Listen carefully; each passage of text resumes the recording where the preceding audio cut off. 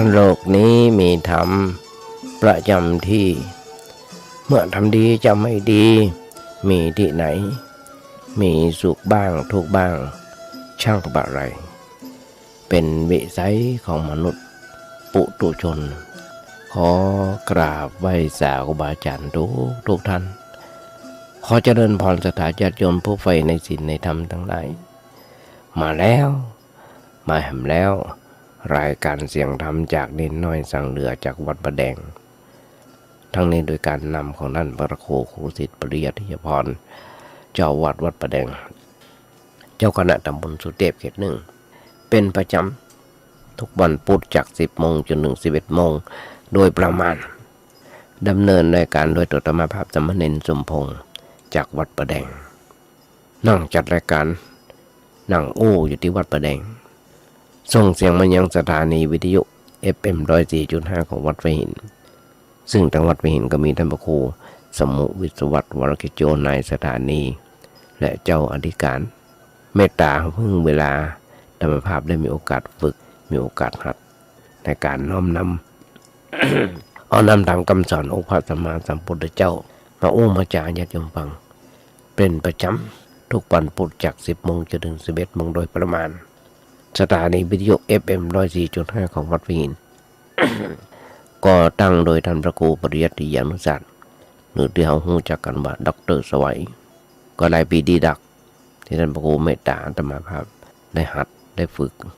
เพราะฉะนั้นญาติโยมทั้งหลายสถานีเพื่อพระพุทธศาสนา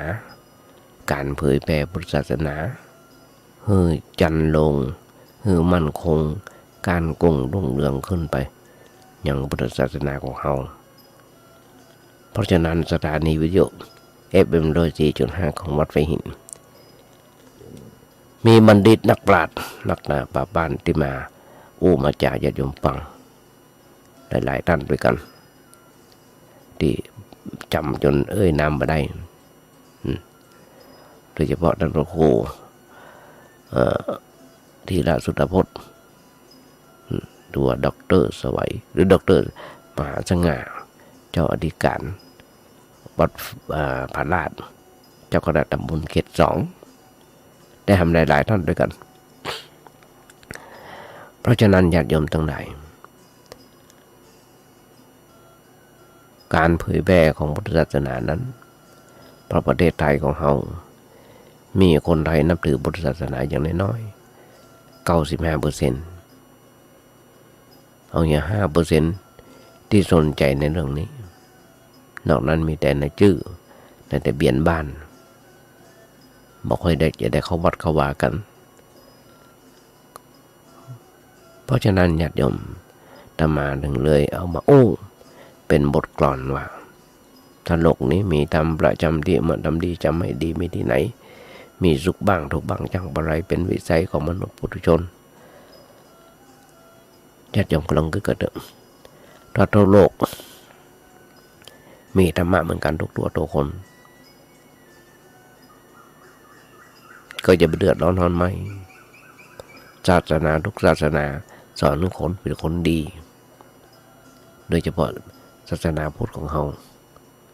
บอกมีการยึดมั่นถือมั่นในอย่างต่างๆ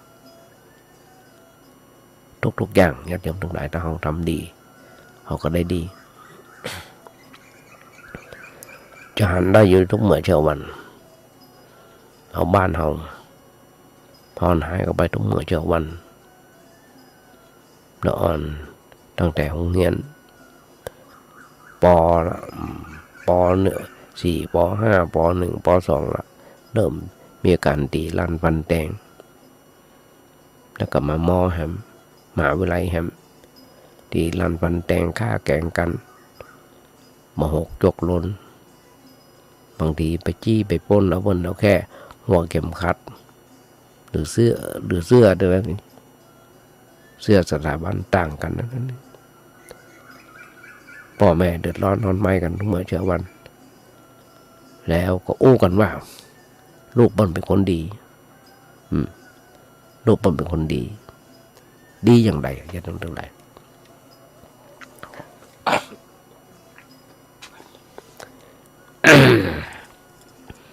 ถ้าเป็นคนดี รายชื่อจะมามีที่สถานีตำรวจเพราะฉะนั้นอาตมาถึงบอกถ้าโลกนี้มีธรรมประจำที่เมื่อทำดีจะไม่ดีมีที่ไหนมีสุขบ้างทุกข์บ้างช่างอะไรเป็นวิสัยของมนุษย์ปุถุชนการอยู่ในชีวิตประจำวันควรจะอยู่ด้วยความสบายใจหนักกว่าอยู่ด้วยความไม่สบายใจเพราะความไม่สบายใจนะมันสร้างปัญหาแต่ความเบาใจโปร่งใสโปร่งใจบ่สร้างปัญหาอย่างมันเกิดขึ้นเพราะฉะนั้นผู้มีปัญญาควรจะรักษาตัวให้มีสภาวะจิตในทางสงบทุกโอกาสที่นี้การที่เราจะเข้าใจให้สงบจะทำใจให้สงบได้ทุกโอกาสเนี่ยทุกโอกาสเนี่ยมันเป็นปัญหาเป็นเรื่องที่เราควรจะศึกษาทำความเข้าใจเช่นการศึกษาธรรมะก็เพื่อมันเกิดประโยชน์แก่เรื่องนี้คือเพื่อรู้ว่าเราควรจะอยู่อย่างใดคนจะคิดจะทำอย่างใดชีวิตจะสดชื่นรื่นเริงและควรจะเป็นความสดชื่นตามแบบผู้ประพฤติธรรมบอกควรจะรื่นเริงตามแบบผู้คันนองในความสุขทางเนื้อหนังมังสาหรือว่าในทางวัตถุนักเกินไปเขาก็จะหันได้ครอบครัวมี5 คนบางวันมาอู้กันขนาดเวลากินก็ยังติดโทรศัพท์ต่างอยู่คนจอกคนแจงไปโทรศัพท์ก็เหมือนกันเปิดเอาไว้ให้ใจงานแต่เอาไปจะเล่นเกมกันการเล่นเกมสร้างอารมณ์บุ่นอารมณ์โมโหโดยไปถึงป้นถูกหลอกถูกต้มถูกโอนเงินอย่างต่างๆข่าวทางทีวีเพิ่งก็ประกาศบอกให้ฟังข่าวเลยถูกหลอกถูกอย่างไปแม้กระทั่งตำรวจด็อกเตอร์ยังถูกหลอกถูกต้มเลยเพราะว่าความสุขอันเกิดจากวัตถุนั้นมันก็เปลี่ยนแปลงไปตามสิ่งนั้นเช่นเวลาได้ก็ดีใจเวลาเสียก็มีความเสียใจหลายๆสิ่งหลายๆอย่างที่มันมั่นคงถาวรบ่ได้อยู่ในสภาพเดิมของมันตลอดเวลาแต่มันอาจจะเปลี่ยนแปลงเป็นอย่างไปเมื่อใดก็ได้เมื่อสิ่งนั้นมันเปลี่ยนแปลงไปตามสภาพถ้ามันมีอยู่กับเฮาก็สบายใจแต่เมื่อมันเปลี่ยนแปลงไปเฮาก็เป็นทุกข์เฮาก็ต้องมีความทุกข์สุขสลับกันสลับซับเปลี่ยนกันตลอดเวลาบ่จบบ่สิ้น เวลาได้ก็สบายใจเวลาเสียไปก็มีความทุกข์มีความเสียใจเรื่องได้กับเรื่องเสียอันเนี้ยมันเป็นสิ่งกู้กันกับการเดินทางเข้ามาด้วยกันคล้ายกับการสลับฉากของสิ่งต่างๆเวลาหนึ่งมันเป็นเรื่องของการได้แต่เวลาหนึ่งมันก็เป็นเรื่องของการเสียไปทุกอย่างถ้าจะเป็นแบบนั้นถ้าจิตใจของเฮามีหลักประจำแล้วเฮาก็ขึ้นลงกับเรื่องได้เรื่องเสียบ่ฮู้จักจบบ่ฮู้จักสิ้นการที่มีจิตขึ้นลงอยู่อย่างนั้นมันจะเป็นความสุขได้อย่างไรเป็นความสงบได้อย่างไรมันเป็นเรื่องที่เราบอกคนจะทำในเรื่องอย่างนั้นแต่เราควรจะได้ มีอาการหูเต่าหูตันต่อสิ่งที่มันโดยตามสภาพที่มันเป็นจริงนั้นเพราะฉะนั้น ต้องมาทำการศึกษาในเรื่องนั้นๆเพื่อมันจะได้ต้อนรับกับสิ่งเหล่านั้นถูกต้องตามเรื่องที่มันควรจะเป็นญาติโยมหุ้นส่วนธรรมทั้งหลายการต้อนรับสิ่งเหล่านี้คือมันถูกต้องนั้นคือเราต้องรับมันด้วยปัญญาหลวงปู่พุทธทาสบอกว่าธรรมะไม่กลับมาโลกาจะวินาศเราต้องรับมันด้วยปัญญาไม่ใช่รับมันด้วยความเขาถ้าเราไปรับเอาอันอย่างด้วยความเขาก็เหมือนกับว่าเรากินผลไม้ทั้งเปลือกอย่างกินทุเรียนทั้งเปลือกกินมังคุดทั้งเปลือกกินมะยำใหญ่ทั้งเปียกหนามทุเรียนมันก็ตั้งปากแดงปากเลือดไหลมังคุดกินเปลือกมาได้มันฝาดขมนั่นคือการกินทั้งเปลือกมันได้ทุกอย่างอย่างนั้นในอารมณ์หลายๆอย่างที่มันมากระทบเขาก็เหมือนกันเขาก็ต้องปอกสิ่งเหล่านั้นออกไปแต่เขาคนปอกมันด้วยปัญญารู้ว่าอันอย่างเกิดขึ้นอันอย่างตั้งอยู่อันอย่างเปลี่ยนแปลงไปต้องรู้สภาพความเป็นจริงของเรื่องนั้นถูกต้องแล้วเขาก็ไม่ต้องไปนั่งเป็นทุกข์เพราะสิ่งนั้นสิ่งต่างๆที่เกิดขึ้นในชีวิตของเขานั้นมันก็ปะปนกันอยู่ตลอดเวลาคนบางครั้งคนเคยเป็นใหญ่อาจจะกลายเป็นผู้น้อยไปเมื่อใดก็ได้มั่งมีอาจจะเป็นกลายเป็นคนทุกข์ไปก็ว่าได้ เป็นคนทุกข์ไปเมื่อใดก็ได้มันมาแน่เคยมีพวกพ้องบริวารอาจจะกลายเป็นคนหมดอำนาจวาสนาหมดบริวารไปก็ได้อันเนี้ยมันเป็นเรื่องที่อาจจะเกิดขึ้นได้เพราะความประมาทความเผลอเรอในการดำรงชีวิตญาติโยมทำตรงไหนเลยในทางธรรมะเปิ้นสอนเขาบอกประมาทรู้จักสิ่งต่างๆที่เกิดขึ้นในชีวิตอยู่ตลอดเวลาเพื่อป้องกันบ่ให้สิ่งร้ายๆเกิดขึ้นเพราะสิ่งที่ดีคงอยู่อย่างนั้นตลอดไปเรื่องอย่างเนี้ยมันเป็นเรื่องที่ทำได้เป็นเรื่องที่ทำได้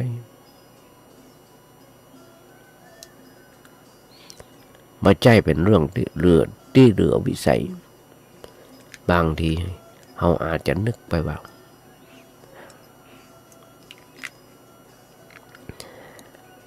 ทำมาได้เช่นคนบางคนมักจะอู้ว่าทำมาได้เหตุที่ทำมาได้เพราะว่าบ่มีความตั้งใจที่จะทำบ่มีความฮักที่จะทำคือสิ่งอย่างที่เขาบ่พอใจบ่พอใจจะทำมันก็ทำมาได้แต่ถ้าเขาพอหันว่ามันเป็นเรื่องควรจะทำได้แล้วก็สร้างความพอใจให้เกิดขึ้นการกระทำสิ่งนั้นก็จะเกิดขึ้นและเมื่อเอาทำไปก็จะรู้สึกว่ามันค่อยๆเบาขึ้นสบายขึ้นเพราะว่าเรื่องอะไรอย่างทำในขั้นตอนหรือว่าตอนแรกมันก็หนักหน่อยแต่ว่าทำไปก็ค่อยเบาขึ้น เปรียบเสมือนเขาเล่นโทรศัพท์ญาติโยมทั้งหลายเขาอยากจะทำอาหารพื้นเมืองก็ว่าทำอาหารไทยแม้กระทั่งทำอาหารอีสานของกุ๊กระดับ5 ดาวหรือแบบเจ้าบ้านพิมพ์เข้ามาใน YouTube อยากจะกินแกงแค่ก็พิมพ์ไปเลยว่าแกงแค่กบแกงแค่ไก่อย่างก็ว่าไปดึงออกมาเป็นเมนูเขาพอซาจีนกันอย่างการที่เขาบอกเคยทำมาจ้างจะหันได้จะมีเขาพอนั่นคือหาความสุขหาความรู้ทำตามที่เพิ่นสอนลองพอกินดีอย่างใดเผ็ดกะเค็มจางก็ทำไม่ก็ได้ก็เป็นอยู่ที่ฝีมือของเขาอยู่ที่ฝีมือของเขาอยู่ที่ความชอบของเขาตัวอันเนี้ยเขาจะหันได้ง่ายในการทำวัตถุประเภทใดก็ตามขั้นต้นรู้สึกว่าลำบากเพราะยังบ่เข้าใจในวิธีการกระทำยังบอกละคล่องเฮารู้สึกอึดอัดขัดใจเล็กน้อยแต่ถ้าหากเฮามีความเพียรมีความหมั่นคือความอดทนเถอะมีความตั้งใจจริงสิ่งที่ยากนั้นอาจจะกลายเป็นธรรมดาแล้วก็กลายเป็นเรื่องโมไปสามารถทำได้สำเร็จในเวลาบางกี่วินาทีบางกี่นาทีอันเนี้ยเขาหันอยู่ทั่วไปในชีวิตประจำวันของเราแล้วชั้นใดในเรื่องเกี่ยวกับการปฏิบัติขัดเกลาจิตใจของตัวเก่าก็เหมือนกันมันบ่ใช่สิ่งที่ห้องมาเรือวิสัยที่เขาจะทำมาได้เพราะถ้าทำมาได้พระพุทธเจ้าเปิ้ลมันก็เปิ้ลพระเจ้าเปิ้ลก็มีบัญญัติไว้ที่พระพุทธเจ้าบัญญัติหลักธรรมไว้แสดงว่าพระองค์ได้กระทำด้วยตัวเก่ามาแล้วหันผลจากการกระทำนั้นมาแล้วได้แต่ถึงได้นำมาโอ้มาจ่าหรือกับเจ้าโลกมาแสดงธรรมกับเจ้าโลกเพื่อให้เจ้าโลกได้นำมาประพฤติปฏิบัติต่อไปเพราะฉะนั้นเฮาอย่าเหน็ดเหนื่อยเบื่อหน่ายในเรื่องนั้นแต่คือว่ามันเป็นเรื่องดีมีประโยชน์เป็นเรื่องที่จะก่อให้เกิดความสุขอย่างจริงใจอย่างแท้จริงในทางจิตใจมีความสงบเกิดขึ้นแล้วก็พยายามที่จะกระทำนะเท่าที่เวลาเขาอำนวยได้ทีนี้เรื่องที่เป็นประโยชน์ของอย่างนึงกับยิ่งแก่จิตใจของเขาทำไมเขาถึงทำมาได้ถ้าหากตั้งใจจริงแล้วก็จะสำเร็จตามความปรารถนาญาติโยมทั้งหลายรายการธรรมภาพเน้นน้อยสังเหลืองค่ำมา4 โมงมะแรงอาตมาจะส่งไปให้ญาติโยมฟังเพราะว่าเป็นเพื่อนกันในไลน์ใน Messenger ใน Facebook ใน YouTube ส่งไปหมดตั้งแต่4 โมงมะแรงจนถึง2 ทุ่มมีกลุ่มเฉพาะในไลน์มีประมาณ200ใน YouTube ส่งไปให้ลูกหลานตันเต้าญาติโยมที่อยู่ทำงานที่ต่างประเทศพิมพ์เข้ามาใน YouTube ได้เลยวันนี้น้อยสั่งเหนือฟังได้ตลอดเวลาโดยเฉพาะครูบาอาจารย์อย่างที่อาตมาบอกยกดีสมัยนี้บัณฑิตนักปราชญ์นักส่งไปข้างบนฟังครูบาอาจารย์ทุกท่านที่มีความเคารพนับถือกันเปิ้นฟังแล้วเปิ้นส่งมาให้เราฟังติเข้ามาชมเข้ามาไม่ได้ส่งไปเพื่ออวดตัวเราญาติโยมทั้งหลายส่งไปเพื่อขอความติ ความคิดความหันความติคำชมของเปิ้ลนำอย่างเป็นหน้าที่ของธรรมาภาพที่จะต้องสืบทอดพระพุทธศาสนาเอาธรรมะมาอุ้มมาจ่าญาติโยมฟังอย่างน้อยๆก็ตอบแทนบุญคุณในข้าวแดงแกงฮ้อนที่สถานญาติโยมได้ส่งได้ถวายทุกเมื่อเช้าวันเป็นเวลาไม่ถึง30 กว่าปีเนี่ยญาติโยมทั้งหลายพระสงฆ์องค์เนรมันมีอย่างที่จะตอบแทนน้ำจิตน้ำใจของญาติโยมนอกจากธรรมะการไหว้พระสวดมนต์แผ่เมตตาของญาติโยมทั้งหลายทุกวัน เพราะฉะนั้นเราลองมาคิดในแง่กันตรงกันข้ามคือว่าเป็นฝ่ายคือว่าในฝ่ายต่ำนั้นเราทำได้ คือว่าทำจนกลายเป็นนิสัยเป็นสันดานไปแล้ว ทีนี้เรามาคิดว่าฝ่ายดีฝ่ายดีนี่ก็น่าจะทำได้เราเปลี่ยนกำลังเปลี่ยนความคิดใจสติปัญญาหนักสักน้อยปิกมาสร้างเสริมในด้านดีด้านงามต่อไปก็ไม่ใช่เรื่องเหลือวิสัยเมื่อนิสัยในทางดีมีความละอายมีความกลัวต่อสิ่งชั่วสิ่งร้ายจิตใจก็มั่นคงอยู่ในคุณธรรมเขาก็จะพ้นจากความทุกข์พ้นจากความเดือดร้อนได้เหมือนกันที่นี้ญาติโยมทั้งหลายการกระทำในด้านดีนี่แหละเปิ้ลน้องว่าการปฏิบัติธรรมบาอาจารย์เปิ้ลว่าการกระทำในด้านเสียนั้นไม่ใช่ว่าการปฏิบัติธรรมแต่เป็นการละเลยต่อธรรมะยิ่งมีการละเลยเพิกเฉยต่อธรรมะนักเท่าใดความตกต่ำทางด้านจิตใจก็หนักขึ้นแต่ถ้าเราเข้าใกล้ธรรมะนักเท่าใดจิตใจก็จะสูงขึ้นสะอาดขึ้นปราณีตขึ้นแล้วก็จะมีความสุขทางใจเพิ่มขึ้นเรื่องอย่างเนี้ยเป็นเรื่องที่ประจักษ์แก่ตัวคนใดประพฤติปฏิบัติก็จะหันได้ผลของตัวเองว่ามีอะไรอย่างเกิดขึ้นในจิตใจของเขาบ้างเขาบอกเขาวัดบ่เคยเข้าวัดเข้าว่าบ่เคยรักษาศีลฟังธรรมแล้วเขามาเริ่มเข้าวัดรักษาศีลฟังธรรมเขาก็จะรู้สึกว่าสภาพชีวิตเปลี่ยนแปลงไปมีความรู้ในเรื่องชีวิต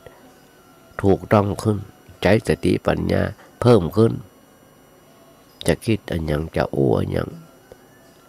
ก็มีหลักมีเกณฑ์มีระเบียบประจำจิตประจำใจบ่ทำอันยังตามอารมณ์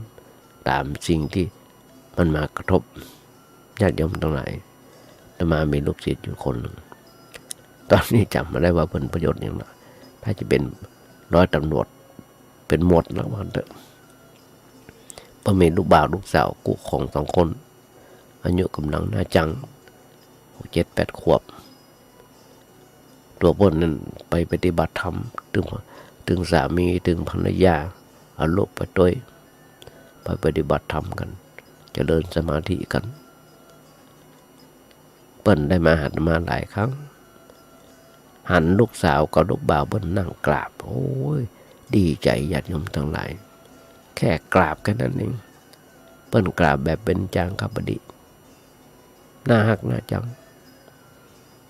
นั่นคือธรรมะอย่างหนึ่งที่เปิ้นได้มาพ่อแม่เปิ้นเอาไปตุยเพราะฉะนั้นญาติโยมทั้งหลายเขาจะหันได้ว่าชีวิตเปลี่ยนแปลงไปคือเปลี่ยนแปลงในทางที่ฉลาดขึ้นเข้าใจสิ่งต่างๆถูกต้องดีขึ้นการทำมันยังบ่มีความประมาทรู้จักใจเหตุได้ใจผล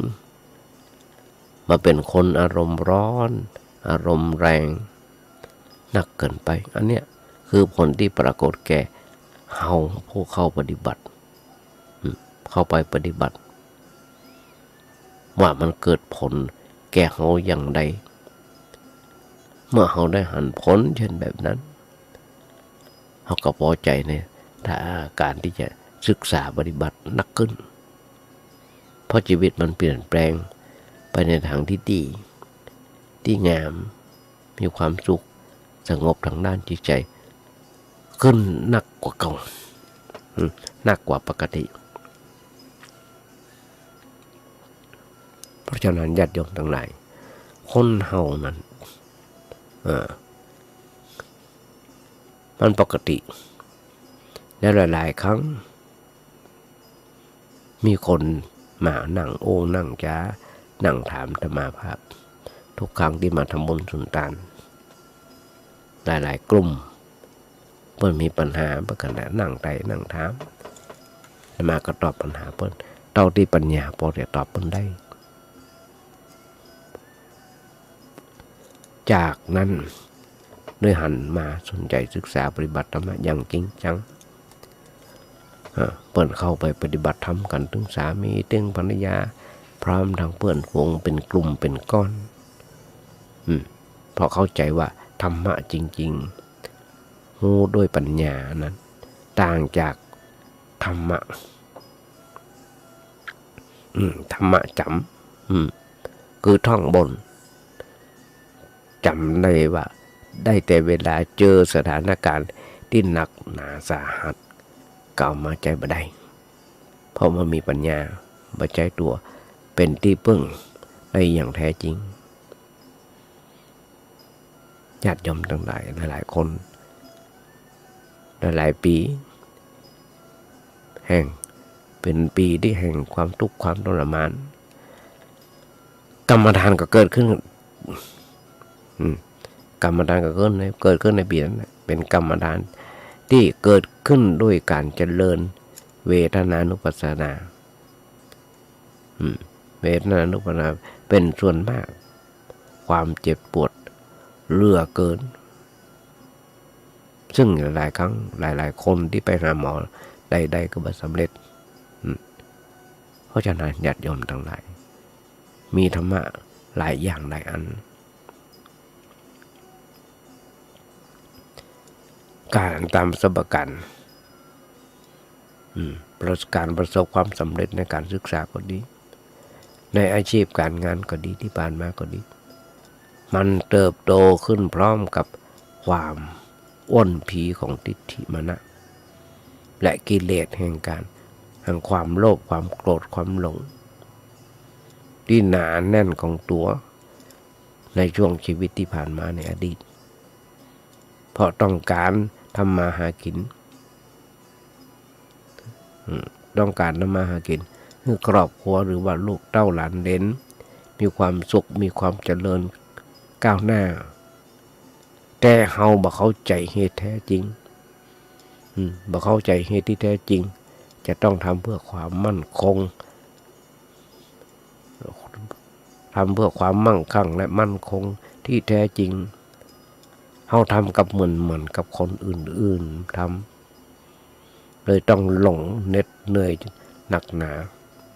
เพราะว่าลงทางด้วยความมืดตลอดเวลาเพราะฉะนั้นญาติโยมมาได้องค์ญาติโยมฟังหลายๆครั้งด้วยกันว่าบางครั้งคนเฮาถูกจมถูกด่ามันถึงมีปัญญาเกิดขึ้นเสียงบ่นเสียงด่าแม้จะมุ่งหวังสอนสั่งให้ได้ดีแต่ถ้าหากเมินครั้งขึ้นยังพอทำเนาถ้าเมินครั้งก็ยังพอทำเนาแต่ถ้าบ่อยเกินไปจิตใจก็ย่อมหงุดหงิดไปได้เหมือนกันแต่ในวันนี้ชีวิตต้องผูกพันอยู่กับคนแก่ก็ดีซึ่งจะต้องดูแลปฏิบัติเปิ้นโดยเฉพาะพ่อแม่ปู่ย่าตายายที่ต่างวันต่างวัยกับเฮาหลายสิบปีหลายอย่างลิบลับเฮาอาจจะทำอะไรอย่างเมื่อต้องอยู่ร่วมกับเปิ้นเหล่านั้นบ้านหลังเดียวกันทั้งที่ผู้เป็นพ่อ มักมีนิสัยขี้จมแม่ก็มีนิสัยขี้จู้จี้จุกจิกแหมซ้ำปู่ย่าตายายก็ชอบหลงลืมกินแล้วลืมบอกไม่ได้กินส่วนตายายก็พอเจอหน้ากันก็มักจะหยิบยกเอาเรื่องเก่าเล่าเก่าๆมาเล่าใหม่เสนอกันจนบางครั้งอดที่จะรำคาญใจมาได้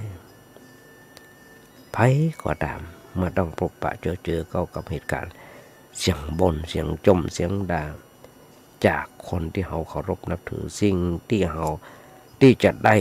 ที่จะทำได้ดีในตอนนั้นก็คือเขาจะต้องนั่งต้องคิดถึงเสมอว่าเสียงที่บ่าที่โดนที่บ่นที่ด่ากับเขานั้นว่าเขานั้นเป็นเหมือนการส่งสัญญาณเตือนให้เขาได้เร่งรีบหันปิกมาพอตัวเก่าอย่างมีสตินั่นคือเขาต้องตั้งใจฟังโดยอาการสงบเงียบด้วยอาการสงบเงียบปราศจากเสียงขัดแย้ง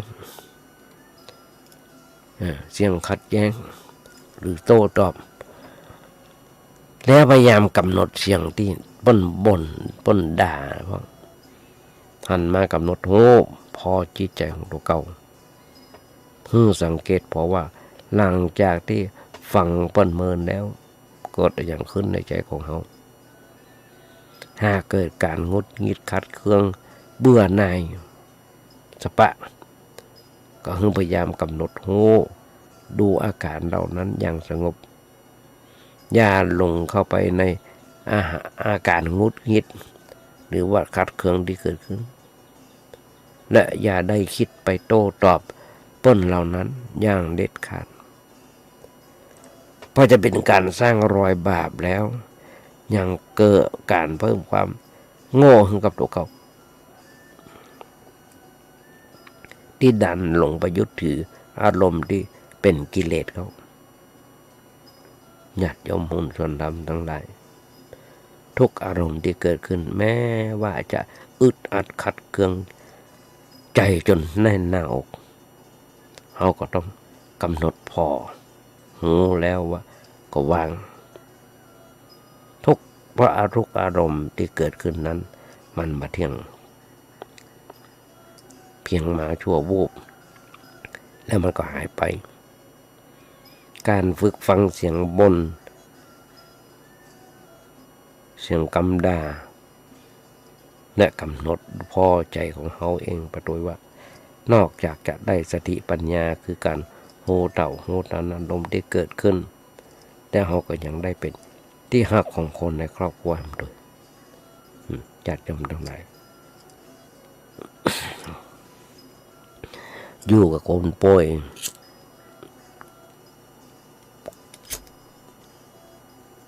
เห็นพ่อเห็นแม่โบราณมันบอกอยู่กับคนเฒ่าคนแก่มันก็อยู่กับหม้อนหกยิ่งเบิ้นเป็นคนป่วยแฮมบางคนจมเบิ้นมาอยู่ตะกอนยังทำเป็นนอนอยู่บนเตียงเป็นคนนอนติดเตียงไปได้เป็นคนนำวาดไปได้ต้องลุกมาเดินเนี่ยมองไปจมไปเดือดเบิ้นบางครั้งเบิ้นมาสบายจมเดือดเบิ้นจมหือป่อจมหือแม่นั่นคือไปจมนั่นเอาใกล้น้ำมันนรกเข้าไปถึงวันโดยบาสำนึกตัวเก่าว่าเขาก็ต้องแก่อย่างเปิ้นเขาก็ต้องแก่ต้องเฒ่าจะแลแก่จะร้ายกับเปิ้นเหมือนกันวันใดที่เขาเฒ่าเขาแก่พอลูกหลานตันเต้าของเขามันจะพอเขาเหมือนเขาพอเปิ้นก่อกรรมมุนาบัตตตีโลโกสัตว์โลกย่อมเป็นไปตามกรรมเขาทำดีกับพ่อกับแม่อย่างใดลูกเต้าเขาปั้นของเขาก็จะทำดีกับเขาอย่างนั้นเพราะฉะนั้นท่ามกลางเสียงด่าคือสนามฝึกการฟังเสียงบ่นเสียงด่าพวกนั้นมันสงบมันไม่ใช่เรื่องไม่ใช่จะเลือกฟังแต่เฉพาะผู้ใหญ่หรือว่าคนภายในครอบครัวเพียงอย่างเดียวแต่เขาจะต้องฝึกฟังอย่างสงบนิ่ง ได้ทุกคนทุกสถานการณ์แม้ว่าจะเป็นคำด่าของเจ้านายคำหึ่งร้ายป้ายสีของเพื่อนร่วมงานหรือถ้อยคำนินทาของคนข้างบ้านซึ่งเสียงเหล่านั้นเราต้องฟังด้วยอาการสงบนิ่งเสมอเมื่อฟังแล้วต้องเหียนหูไปสังเกตพอที่ใจเราว่าเป็นอย่างไรมีความรู้สึกแบบใดเช่นใดและดับไปได้อย่างใดมันดับไปได้เองอย่างใดตอนที่เสียงด่ามากระทบเข้าหูเราแล้ววิ่งเข้าไปกระทบใจถ้าเรามีสติมีความรู้สึกตัวอยู่ก็จะสังเกตหันว่าเกิดอาการอึดอัดเคืองขุ่นฉุนเฉียวคือเป็นทุกข์เป็นร้อนขึ้นมาทันทีเป็นทุกข์เป็นร้อนขึ้นมาทันทีตัดตรงจุดเนี่ยที่เราจะต้องมีการสังเกตดีเป็นสังเกตที่ดีเพราะเป็นรอยต่อระหว่างสติปัญญากับความโง่งมถ้าหูเต่าหูตันแล้วปล่อยวางอาการที่เกิดขึ้นได้นับว่าเป็นการสร้างสรรค์สติปัญญาเพื่อเบ่งบานขึ้นต่อไปแต่ถ้าเราปล่อยหูเต่าปล่อยหูตันอาการที่เกิดขึ้นความคิดยึดถือว่าตนโกรธตนเคืองคุณก็เกิดขึ้นก็มีขึ้นโดยปริยายเราได้ต้องแบกความทุกข์ใจไว้อย่างหลีกเลี่ยงมาได้และยังถือว่าเป็นการใส่ปุ๋ยให้ความโง่เจริญงอกงามต่อไปในภายหน้าด้วยแท้ที่จริงหากเราคิดฝึกตัวเก่าก็ย่อมทำได้ทุกที่ทุกสถานแต่เราชอบสร้างปัญหาสร้างเงื่อนไขให้กับตัวเองจนเกิดการโยกโย่ขึ้นเช่นที่หันบดีที่หันดีตัดตรงนี้บุคคลหรือว่าอาการปัจจัยสัพพยะเราเนี่ยเป็นต้นอย่างเมื่อกี้วันที่ผ่านมามีโยมท่านหนึ่งอดีตเคยบวชมาแล้วเป็นอยู่ในเมืองเพิ่นบอกอยากจะมาบวชอยากจะหาวัดที่สัพพยะอันนั้นไม่ได้บวชตัวอะไรอย่างเดียวเนาะมันไม่ได้บวชใจเนาะที่ไหนก็สัพพยะเท่านั้นอันในกรุงเทพมีพระปฏิวิปัสสนากรรมฐาน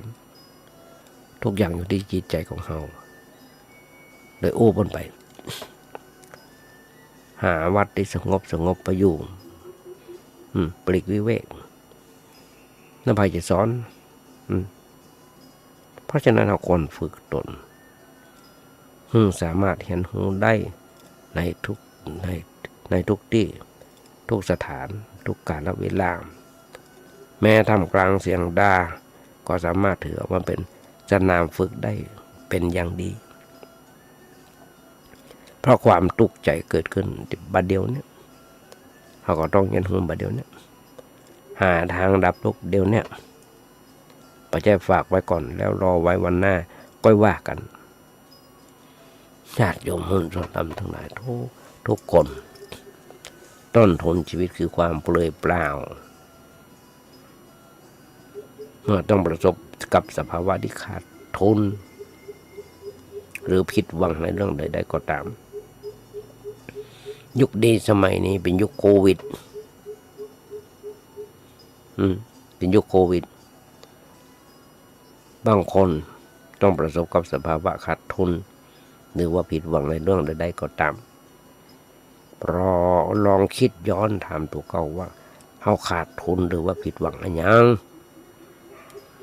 ขาดทุนเท่าใดแล้วเขาก็ถือเอาช่วงไหนของชีวิตมาเป็นฐานในการคิดประเมินว่าเขาขาดทุน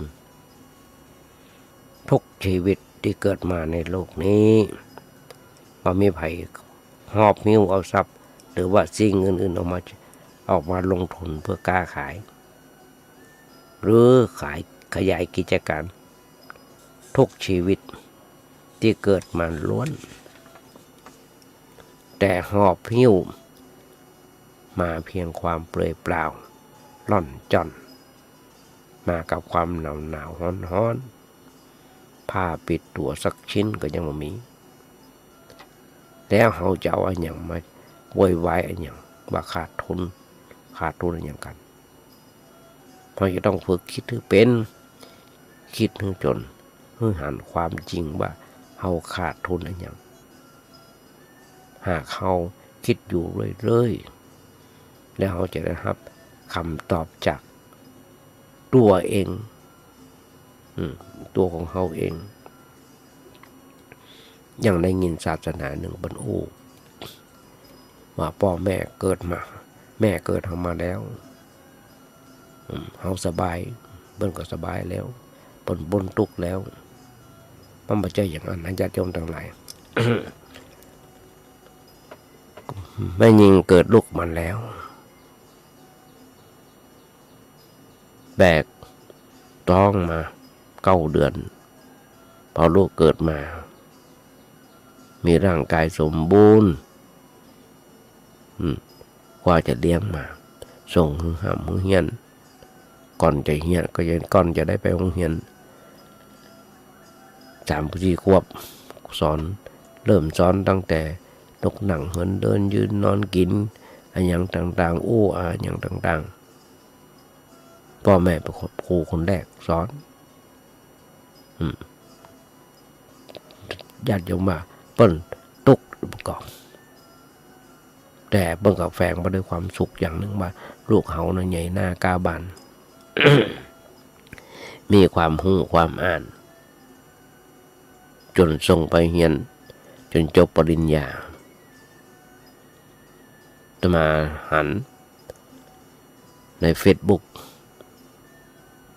พ่อไถนาอยู่พ่อไถนาอยู่บางคนแม่บางคนกำลังฟันอ้อยอยู่บางคนกำลังเกี่ยวข้าวอยู่ลูกๆต่างๆที่อุ้มมาเนี่ย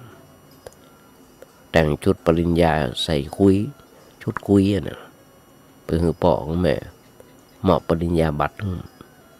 แล้วก็เอาชุดคุยแล้วพ่อแม่ใส่ญาติโยมทั้งหลายบางคนพ่อแม่เป็นแถวในอำเภอเป็นผู้ว่าแต่พ่อแม่จบแค่ป.4 ป.8 ป.6 บางคนมาจบก็มีญาติโยมทั้งหลายถ้าหากว่า ลูกเต้าเขาปั้นส่งไปแล้วห่ำเหียนจนจบปริญญาแล้วนั่นคือความดีได้ความดีพ่อแม่ก็มีชื่อเสียงตัวเก่าก็มียศถาบรรดาศักดิ์แต่บางคนไม่ใช่อย่างนั้นหรอกญาติโยมทั้งหลายขายควายส่งคนเหียน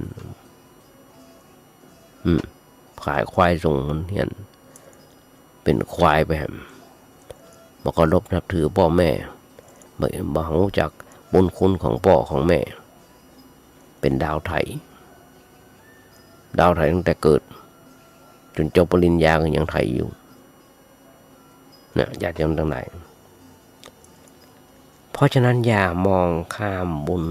ทานการกุศล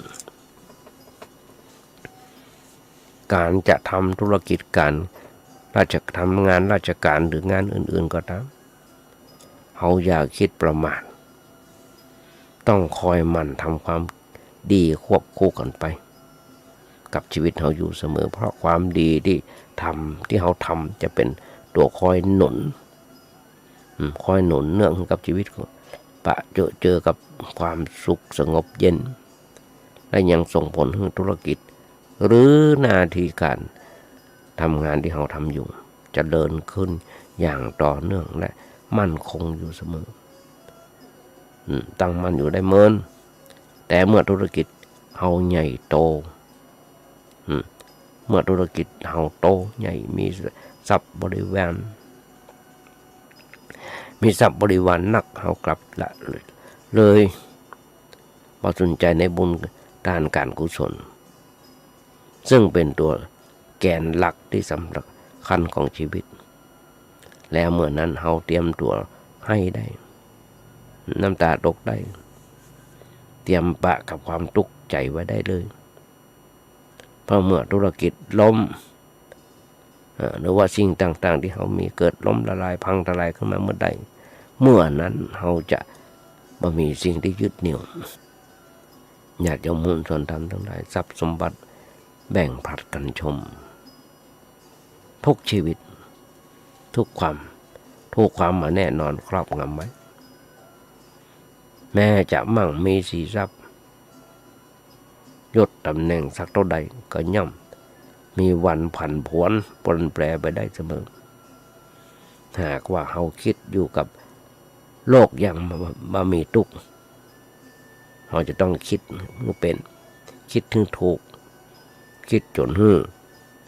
หันกระจ่างแจ้งว่าทุกสิ่งที่มีความมาแน่นอนอยู่อย่างนั้นเราจะต้องปรับเข้ากับโลกเต่าตันโลกจะบาโดนเขี้ยวของโลกคือทรัพย์หรือว่ายศขบกัดหรือเมื่อทุกสิ่งต้องเปลี่ยนแปลงไปเมื่อคิดถือเห็นว่าทรัพย์ยศหรือว่าสิ่งอื่นๆที่เขามีอยู่เขาเป็นอยู่แต่ก่อนหรือว่าเมื่อก่อนหน้านี้มันเป็นของคนอื่นได้หมุนเวียนเปลี่ยนมือผลัดกันครอบครองมาหลายยุคหลายสมัยคนที่เคยครอบครองอยู่ก่อนเขาต่างคนต่างก็ล้มหายตายจากมันไปหมดคงเหลือทิ้งเอาไว้แต่ทรัพย์ที่เป็นของโลกจนทรัพย์ต่างๆเหล่านั้นตกทอดมาถึงในมือเขาและหามาเมินเขาก็ต้องทิ้งทรัพย์และติดตามเขาเหล่านั้นไปบุญกุศลเต้าอันที่นำไปได้บุญต้องหาบาปต้องละเขาหูหรือไม่ว่าในขณะที่เขากำลังกลุ้มใจทุกข์ใจอยู่กับเรื่องการค้าขายขาดทุนเล่นหุ้นถูกโกงบ้านกำลังจะถูกยึดมัจจุราชความตายกำลังติดตัวมาอยู่แล้วเขามีสิ่งใดที่จะคอยเป็นเกราะป้องกันความตายที่กำลังคืบคลานเข้ามาแล้วหรือยังถึงเขาจะเป็นสุขความพอใจอยู่กับใบปริญญาหรือประสบกับความสำเร็จในหน้าที่การงานมีครอบครัวที่อบอุ่นแต่ความสุขความพอใจนั้นมันก็เพียงแค่เพียงของเฮากับอีหามบากี่คนส่วนพญามัจจุราชหาได้พอใจด้วยเฮาไม่แม้เฮาจะมั่งคั่งไปด้วยทรัพย์หรืออื่นๆอย่างนักหนาป่าปานแต่เมื่อยามหิวเฮากินอิ่มได้เต็มที่ก็เพียงแค่จาน2 จานเท่านั้นเรื่องหากว่าเฮาจะต้องตายเหียอย่างแน่นอนในขณะนี้ถึงเฮาจะมั่งมีสีทรัพย์มีเมียมีผัวมีรถเก่งคันงามมีใบปริญญา5 ใบ 10 ใบสิ่งเหล่านี้จะมีประโยชน์อย่างกับเฮานอกจากบุญกุศลที่เป็นอริยทรัพย์ต่างหากถึงจะเป็นประโยชน์กับชีวิตของเฮาได้ทั้งในวันนี้และวันชาติหน้าไปอย่างมีสิ้นสุดญาติโยมทั้งหลายวันใดขาดบุญกุศลแล้วเฮาจะรู้สึกวันใดเฮาขาดบุญกุศลแล้วเฮาจะรู้สึกญาติโยมต้องสังเกตว่าเวลามีงานศพลูกเต้าก็ดีคนตายก็ดีหลังล่องมันจะมีโกมอยู่แก่นหนึ่งตามอยู่ตลอดเวลา3 วันก็ต่อ3 ถึง 3 วัน 7 วันก็3 ถึง 7 วันแล้วก็มีขันเข้าบ้านเฮาในห้องขันเข้าปาดจัดไปเรียบร้อยเข้าป่าอาหารหมักเหล้าก็ใส่เหล้าไปด้วยคนตายนะหากว่าคนตายหมักเหล้านะใส่เหล้าไปด้วยกากาแฟเข้าป่าอาหารมีหันพร้อมแล้วก็เปลี่ยนทุกมื้อเปลี่ยนทุกมื้อถามว่ามีประโยชน์ก็อาจจะว่ามีประโยชน์ก็มีประโยชน์อาจจะว่าไม่มีประโยชน์ก็ไม่มีประโยชน์คนโบราณบนฉลาดอย่าดึงทั้งหลายนั่นเป็นปริศนาธรรมอย่างหนึ่งเป็นปริศนาธรรมอย่างหนึ่งขันเข้าปาดนะเขาขันเข้าปาดวางไว้หลังร่องนั่นคือว่าเมื่อยามอยู่นะมาเลี้ยงดูผู้เสือเปิ้นมาได้ให้เปิ้นกินอย่างนี้เปิ้นมักอย่างนี้มาได้ให้เปิ้นกินอย่างนี้แล้วเปิ้นตายไปแล้วเอาไปวางไว้บนหลังร่องไปกินมาได้เจ้าคนมีแต่หนูกับแมงสาบช่วยกันกินพอถึงเวลาหมดเวลาแล้วก็เอาไปขว้างเนี่ยหมดเวลาแล้วก็เอาไปขว้างเนี่ยมาบนกินเป็นอย่างนั้นหรอกน่าเป็นปริศนาธรรมอย่างหนึ่งเปิ้นถึงบอกกินเมื่อใจยังกินเมื่อดังสาบกินเมื่อใจยังกินเมื่อดังสาบพ่อแม่อยู่กับเฮาเลี้ยงพ่อเฮามาเปิ้นกินยังก็ต้องเปิ้นกินเปิ้นก็อยากกินยังก็เปิ้นกินก็ถึงบอกบันไดขาดบุญกุศลแล้วจะรู้สึกปัญหาหรือความทุกข์ต่างๆที่เกิดขึ้นในชีวิตของเราทุกคนนะมันไม่ได้เกิดขึ้นจากการตั้งศาลพระพรหมเจ้าที่ผิดตังหรือการที่เฮาบ่เชื่อไสยศาสตร์เวทมนต์ดำหน้าที่การงานเกิดล้มเหลวครอบครัวแตกร้าวก็ไม่ได้เกิดขึ้นจากการที่เฮาบ่เชื่อหมอดูหรือคนทรงเจ้าแต่ปัญหาหรือความทุกข์ต่างๆนั้นเกิดขึ้นจากชีวิตของเขาขาดบุญกุศลเกื้อหนุนบางคนก็จมทำบุญแต่เนื้อกรรมคืออาจจะเป็นกรรมจัดก่อนย่อมส่งผลให้ความเป็นอยู่ในชีวิตปาดแต่ความเดือดร้อนแต่ยังส่งผลให้ธุรกิจการงานหรือว่าสิ่งต่างๆที่เขาเข้าไปเกี่ยวข้องโดยต้องกระทบกระเทือนไปตามกันการทำลายตัวเก่าในรูปแบบต่างๆเช่นหรือการฆ่าตัวตายแม้เขาจะพอหันว่ามันมาจากเรื่องธุรกิจล่มละลายหรือผิดหวังในชีวิตในครอบครัวยศตำแหน่งแต่ลึกๆมันมีเหตุมาจากจิตใจของเขาขาดการสร้างบุญสร้างกุศลให้มีขึ้นให้เจริญขึ้นถึงบ่มีสติปัญญาในการคิดที่จะแก้ไขปัญหาให้เป็นไปด้วยความถูกต้องและปลอดภัยบุญหมายถึงสิ่งที่คอยรอเลี้ยงกายใจให้มีความผ่องแผ้วและสดใสส่วนกุศลหมายถึงสิ่งที่ทำให้ชีวิตดำเนินไปอย่างฉลาดคือบ่มีทุกข์หากว่าเขามีกุศลอยู่ในใจแม้จะผิดหวังหรือล้มเหลวต่อสิ่งต่างๆก็ย่อมจะทำให้เขาต้องตกใจกับสิ่งที่เกิดขึ้นได้เพราะเมื่อจิตใจมีกุศลคือความฉลาดย่อมมือเขารับรู้และหูเต่าตันต่อสิ่งหลายอย่างที่เกิดขึ้นโดยความเป็นจริงตามความเป็นจริงญาติโยมมุ่งส่วนทำทั้งหลายมาถึงตัดนี้มาเดี๋ยวก็เวลาหมดแล้วใกล้จะหมดแล้วอันดีอันได้มาต้องนำรายการนี้จากไปแล้วก่อนนำรายการนี้จากไปจะมาขอเอางานบุญงานกุศล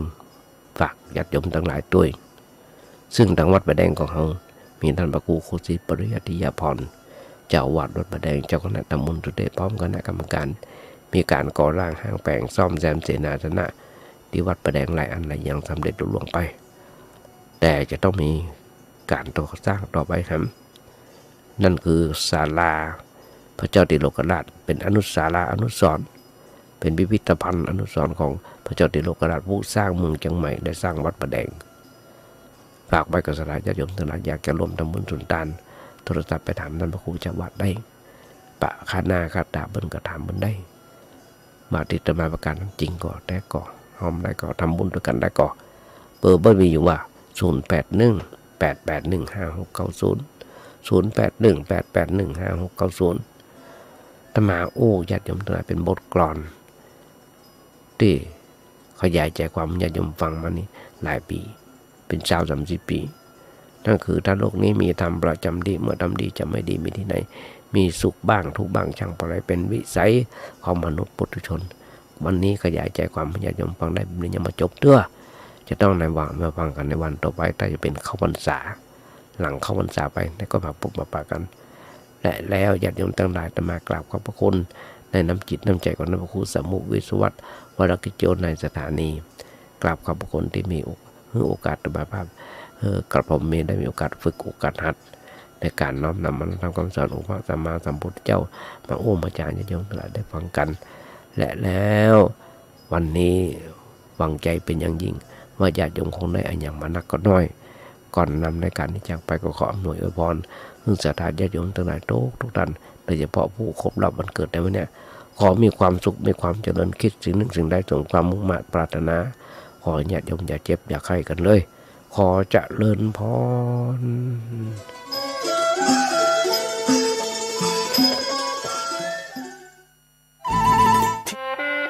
คณะสงฆ์ครูบาอาจารย์พระ